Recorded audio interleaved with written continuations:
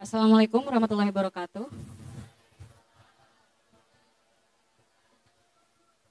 Terima kasih atas kesempatan yang diberikan Suji Sensei, Pak Elsan, dan Pak Onin yang telah hadir, pembicara dua dan moderator, kemudian terutama mahasiswa yang hadir ingin belajar gitu ya. Kita sebenarnya di sini tujuannya bukan lebih kepada saya memberikan materi saja, tapi kita diskusi.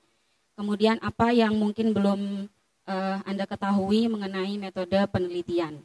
Karena memang background saya adalah pendidikan bahasa Inggris, oleh karena itu maka penelitian-penelitian yang selama ini saya lakukan memang berhubungan dengan bahasa Inggris. Tapi di sini ada penelitian yang namanya R&D. Ada yang tahu apa itu R&D? Good, bagus sekali. Yes, Research and Development atau yang bahasa Indonesianya dikenal sebagai penelitian dan pengembangan. Setahu saya penelitian ini memang masih belum populer di STB Ajia. Kebanyakan itu berbicara mengenai eksperimental ataupun korelasi gitu ya kalau melihat di perpustakaan, atau action research atau deskriptif kualitatif, atau mungkin juga ada yang apa lagi? Kuantitatif juga ada. Survei, mungkin case study, mungkin pernah saya lihat. Kalau R&D ini memang belum cukup populer. Nah, di sini saya rasa banyak sekali mahasiswa yang memiliki kreativitas, kritis, tahu apa yang dibutuhkan oleh para pengguna, calon pengguna.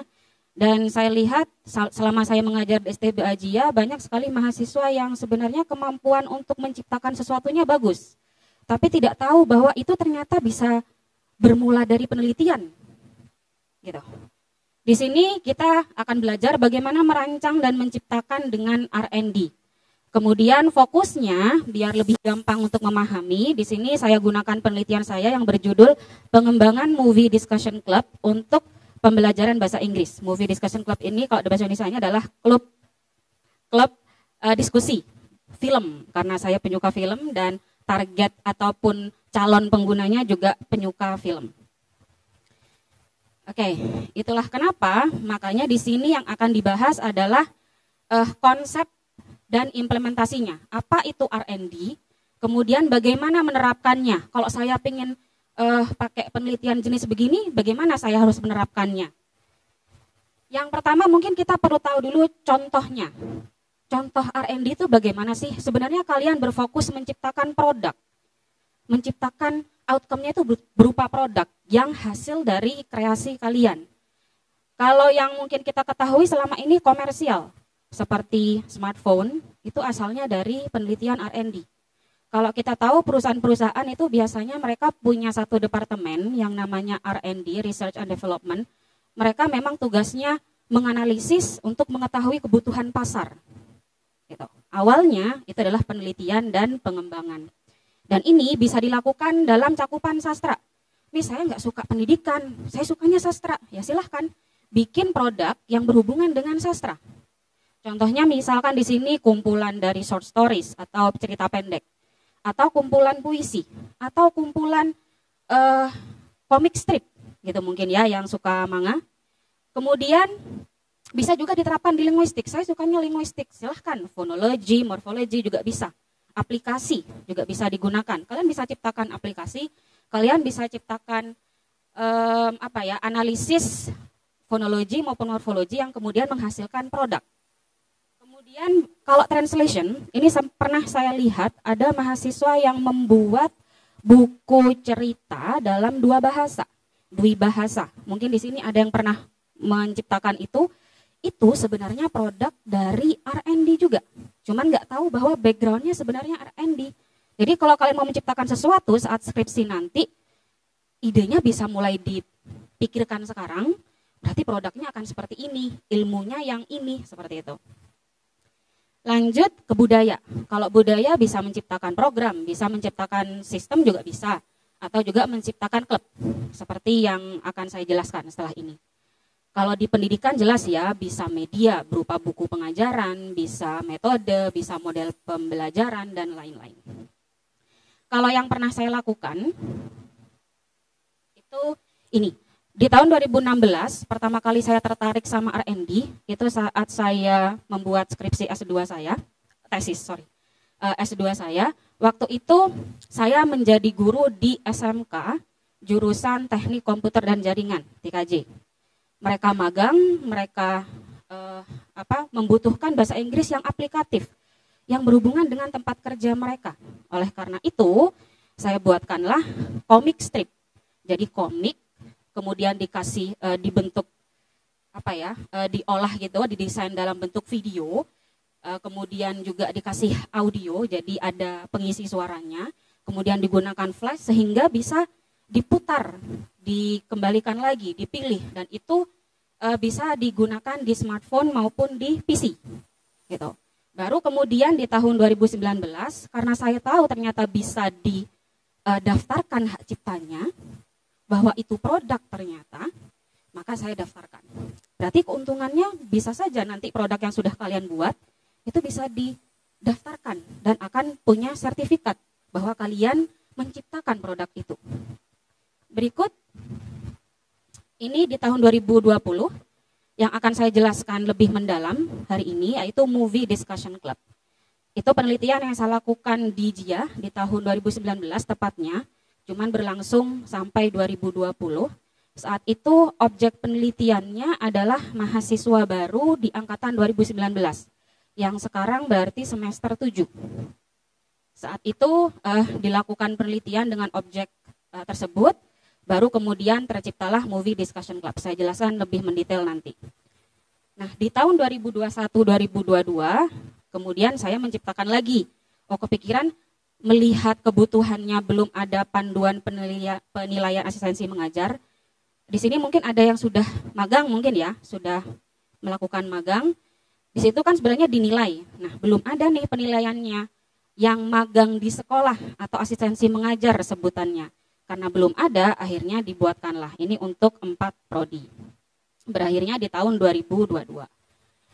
Sebenarnya apa itu research and development? Kalau yang sudah mulai tertarik, kayaknya saya punya ide deh, Miss mau bikin begini. Oke. Secara definisi, penelitian ini sebenarnya mengembangkan dan memvalidasi produk. Kalau di tahun 2007, Klein dan Ricky menyebutkan penelitian ini merancang, kemudian mengembangkan, mengevaluasi, untuk kemudian kita bisa mendapatkan produk atau alat yang baru. Atau bisa juga yang sudah ada diperbaiki. Gitu. Berarti kalau kalian mungkin bikin prototipe dulu dah, baru setelah itu nanti kalau sudah ada waktu lagi tahun depan saya mau revisi, itu bisa. Seperti itu. Kalau untuk latar belakangnya, yang pertama itu bisa analisis kebutuhan. Bisa dari rujukan. Kalau kebutuhannya kita melihat apakah produk atau alatnya sudah ada. Kalau belum ada berarti ada kesempatan saya bikin. Atau produknya sudah ada, tapi kok belum sempurna ya, maka saya berniat untuk menyempurnakan produk tersebut atau alatnya. Kalau dari rujukan bisa misalkan baca-baca gitu ya, hasil penelitian, hasil R&D, kemudian ngerasa bahwa ini bisa ternyata diterapkan di sini, di objek ini. Kalau gitu saya coba terapkan di objek penelitian saya, tapi ada perbedaan. Tentu saja tidak boleh sama ya. Ada perbedaan. Apa yang akan dikembangkan? Karena penggunanya kan berbeda. Objeknya berbeda. Atau bisa juga melihat kajian pustaka. Setelah membaca beberapa teori, akhirnya tahu bahwa ini penting. Tapi belum ada produknya, belum ada alatnya. Oke, kalau gitu saya akan buatkan. Seperti itu. Kalau begitu, tujuannya ini untuk semua semua cakupan, baik itu linguistik, sastra, maka tujuannya akan sama. Yang pertama, untuk tahu kebutuhan objek penelitiannya, atau kita sebut di sini mungkin calon pengguna, gitu ya. Calon pengguna produknya butuhnya apa? Kalau sudah, berarti produknya yang mau saya bikin apa ya? Kalau sudah tahu, baru kemudian dilanjut dengan merancang dan mengembangkannya. Kemudian secara prosedur, tadi kan ngambilnya referensinya dari Borg and Gall di tahun 1983. Sebenarnya ada 10 tahapan. Tahapan yang pertama itu adalah meneliti dulu dan mengumpulkan data dulu. Teliti dulu apa yang dibutuhkan pasar, apa yang dibutuhkan objek penelitian kamu, apa yang dibutuhkan calon pengguna dari produk kamu. Kalau sudah, baru dirancang. Kalau sudah dapat draftnya, mapnya, dilanjutkan dengan mengembangkan. Kalau sudah dikembangkan produknya, baru diuji cobakan. Tapi terbatas. Jacknya jumlahnya 100, terbatas dulu deh, kecil dulu. Hasilnya apa? Dari uji coba itu, kalian observasi, bisa menyebarkan angket gitu ya, atau bisa diwawancara calon penggunanya tadi. Kalau sudah, digunakan untuk merevisi. Begitu selesai, tadi kan kecil, terbatas. Sekarang diuji cobakan lagi ke yang lebih besar. Jumlahnya ditambah. Setelah itu, hasilnya bagaimana? Direvisi lagi. Kalau sudah, baru diuji kelayakannya. Layak nggak ya kalau produk ini saya keluarkan? Gitu. Kalau sudah, baru direvisi lagi untuk terakhir kalinya, dan baru bisa disosialisasikan sebagai produk akhir. 10 langkah terasa sangat sulit, terasa sangat berat, Miss. Itu 10 kapan selesainya, Miss? Ada simplifikasi yang disebutkan oleh Gustiani di tahun 2016. Dia menyebutkan bahwa bisa kok disimplifikasi, bisa kok disederhanakan. Dari 10 bisa jadi 8. Dengan langkah-langkah seperti itu. Analisis dulu, dirancang, dikembangkan, divalidasi oleh validatornya, ahlinya gitu. Kalau kita bicara ahli, kalau kita menciptakan produk berhubungan dengan linguistik, maka tanyalah validasi, maka validatornya adalah orang yang ahli linguistik. Kalau misalkan yang diciptakan produk berhubungan dengan penerjemahan, kalau begitu berarti validatornya adalah orang yang ahli di penerjemahan. Kalau saya menggunakan desain tertentu, Miss, ya berarti orang yang paham tentang desain sebagai validatornya. Baru setelah itu direvisi, diuji coba, direvisi lagi, diuji coba lagi sampai final. Ada juga yang lebih pendek, 5, lebih sederhana. Di sini bisa penelitian awal dulu, kemudian dikembangkan, baru kemudian divalidasi, setelah itu diuji coba, sudah bisa diterapkan. Ada juga yang mungkin saya sebenarnya tidak bermaksud untuk menciptakan untuk massal dulu, pengennya bikin prototipe dulu. Bisa nggak? Bisa. Ada 3 langkah. Jadi bisa penelitian awal dulu, dikembangkan dulu, baru kemudian divalidasi. Loh, kalau gitu udah berhenti di prototipe. Bisa dilanjutkan kalau sudah merasa siap untuk memperbaikinya, maka bisa digunakan dari Bu Hori dan kawan-kawan, yaitu revisi yang tadi prototipe itu, kemudian diuji cobakan, direvisi lagi, baru diproduksi. Gitu. Berhubungan dengan prosedur. Sekarang, kalau di penelitian saya seperti apa? Bagaimana penerapannya? Untuk implementasi, pertama yang saya lakukan adalah menganalisis dulu. Seperti yang saya sebutkan tadi, bahwa objeknya adalah mahasiswa baru, angkatan 2019. Dan saat itu, saya mengobservasi, kemudian mewawancara dan membaca beberapa rujukan. Kalau yang saya amati adalah di silabus atau di kurikulumnya itu mata kuliahnya sangat fokus. Jadi fokusnya membaca, listening skill gitu Kak dalam bahasa Inggris ya.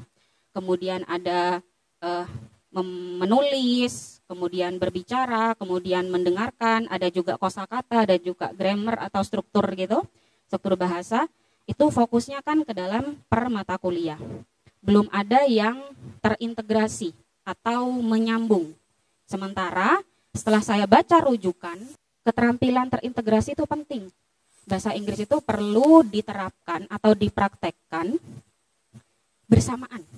Jadi kalau mau belajar listening, gabungkan sama speaking, gabungkan sama reading juga, gabungkan sama writing, seperti itu. Itu akan lebih mengena ke pembelajarnya gitu, daripada dipelajari hanya satu persatu. Kalau secara perkuliahan itu nggak masalah karena memang sebenarnya diterapkan juga kan. Cuman bagaimana mahasiswa menggunakan satu topik punya wadahnya. Nah, berdasarkan hasil observasi ternyata produknya belum ada, wadahnya belum ada. Karena memang tujuan awalnya bukan menciptakan mata kuliah, tujuannya hanya menciptakan wadah saja. Maka saya memutuskan kalau gitu bikin model pembelajaran aja, sistem. wadah di mana mereka bisa mempraktekkan integrated skills dengan produk yang saya ciptakan. Gitu. Baru setelah itu, setelah tahu apa yang saya mau, akhirnya saya wawancara. Karena saya butuh rincian, produknya mau seperti apa yang dibutuhkan. Karena kita nggak bisa asal bikin, kita harus tahu kan targetnya atau objek penelitiannya mahasiswa ini. Jangan sampai saya bikin sesuai mau saya, kan yang butuh mereka, yang akan menggunakan mereka. Gitu. Jadi dilakukanlah wawancara dengan menganalisis dua kebutuhan. Objeknya dulu, orangnya dulu. Orangnya ini butuh apa? Dianalisis lah. Target kalian apa sih? Kalian pengennya bisa apa? Kemudian kalian butuhnya apa? Kalau butuh ada pertimbangan-pertimbangan lain lagi ya yang bisa dari policy makernya atau pembuat keputusan, para dosen, kaprodi gitu. Jadi masuk di situ juga, itulah kenapa wawancara ini tidak hanya pada objek tapi juga pada kaprodi sebagai pemegang kebijakan yang bisa yang dapat memberikan izin kepada saya untuk membuat wadah ini. Lebih kepada memfasilitasi mahasiswa-mahasiswa ini untuk menerapkan integrated skill mereka. Kemudian situasinya sekarang bagaimana? Setelah itu hambatannya apa? Kalau ada yang dimau, tapi ada hambatan, bagaimana cara saya untuk menciptakan produk yang membantu mereka mencapai target mereka? Setelah itu, baru produknya. Oke, kalau gitu produknya tadi kan model pembelajaran, baru cari-cari itu, riset. Kalau model pembelajaran ternyata ada beberapa elemen yang harus dipenuhi. Ada 6 elemen yang harus dipenuhi. Ada fokus, sintaks, prinsip reaksi, sistem sosial, sistem pendukung, dan aplikasi konteks. Semua itu saya tanyakan kepada para penggunanya.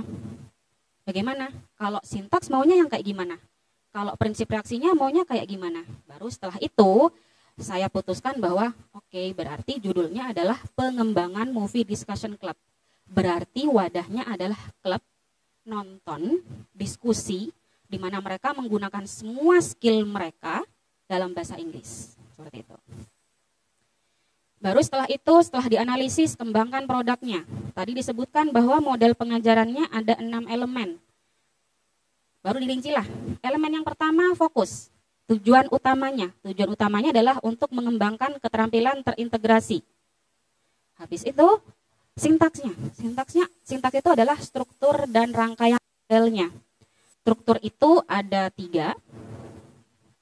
Maka di klub itu, saat nonton yang dianalisis apa ya?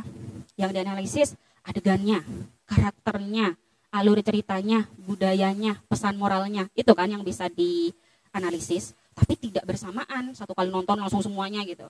Langsung overwhelm ya, langsung korslet nanti. Habis itu uraian.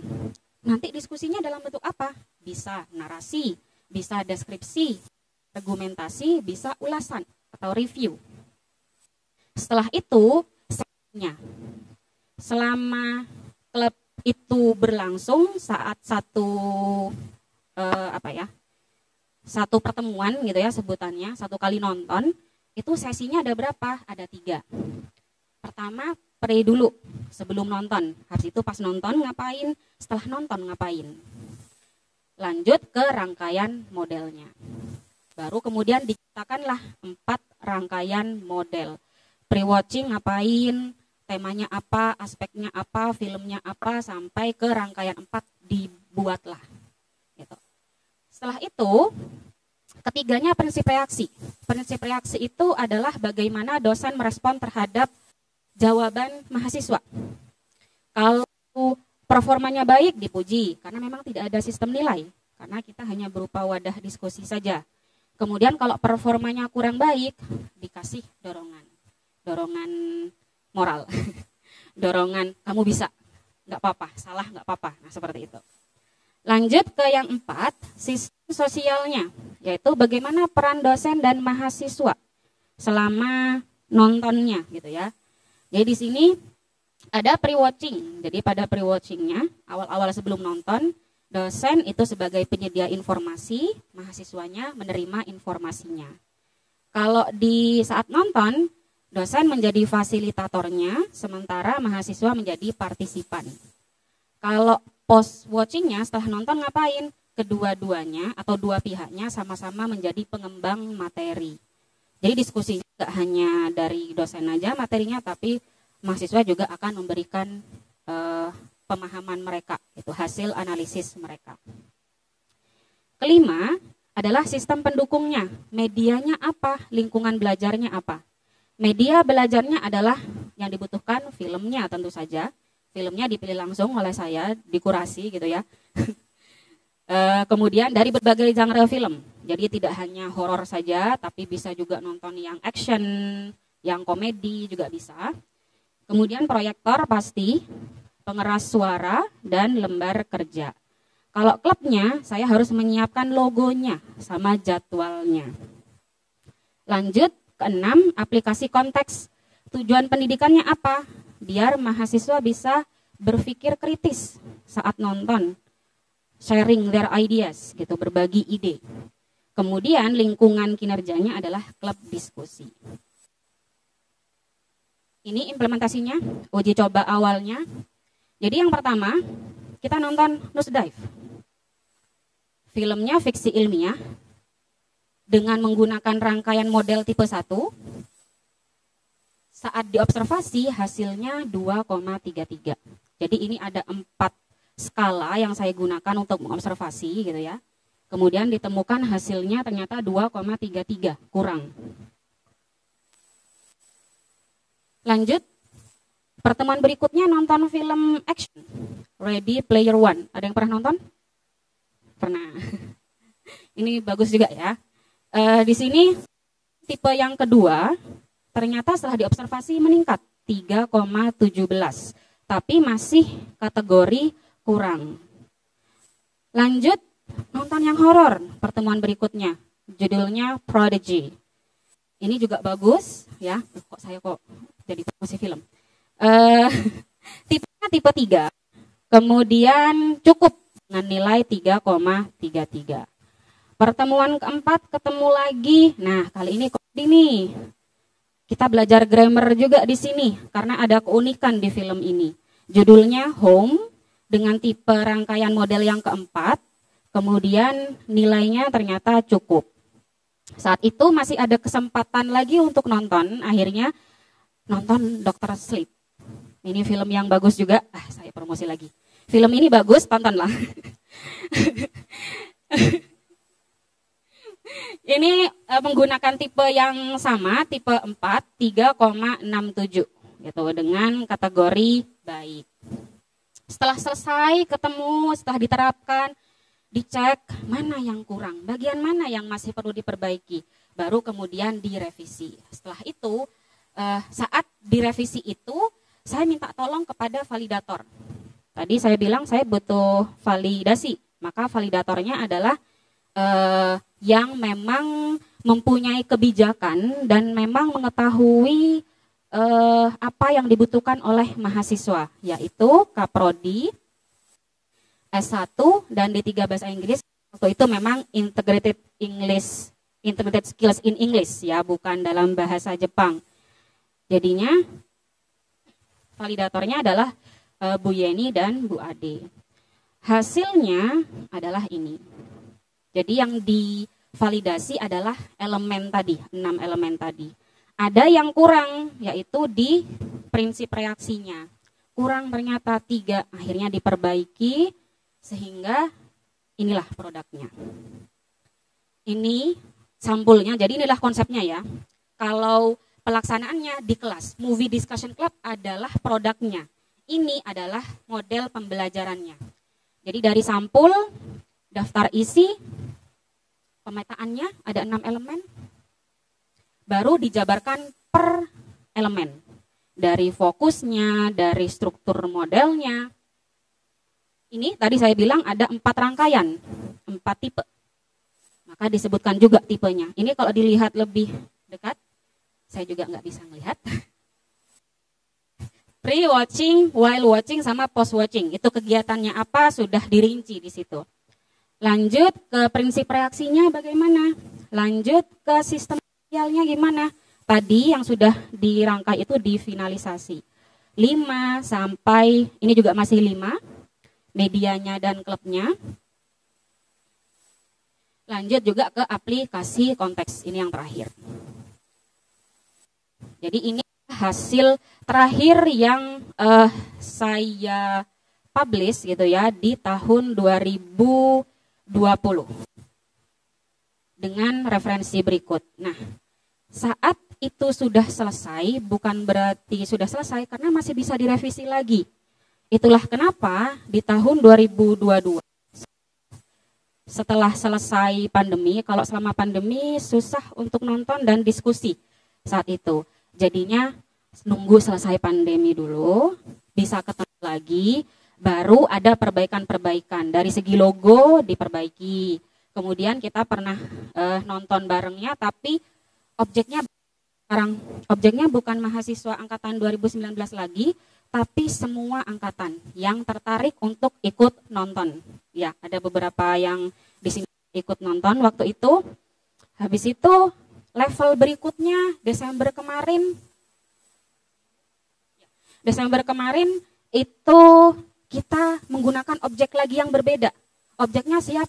Kita datangin siswa dari SMK sumber daya, mereka datang, mereka nonton, kita kasih mereka snacknya, kita kasih mereka minumnya, kita kasih materinya, baru kemudian mereka diskusi. Jadi bisa diperbaiki seiring objek yang berbeda. Gitu. Di sini juga muncul tipe baru, cuman karena memang tidak dijadikan penelitian lagi oleh saya, jadinya ya sudah dipraktekkan saja, lebih kepada dipraktekkan. Seperti itu, mungkin saya waktunya cukup. Agak ngebut ini ya. Oke, terima kasih. Nanti kalau ada pertanyaan lebih lanjut bisa didiskusikan bersama-sama. Assalamualaikum warahmatullahi wabarakatuh.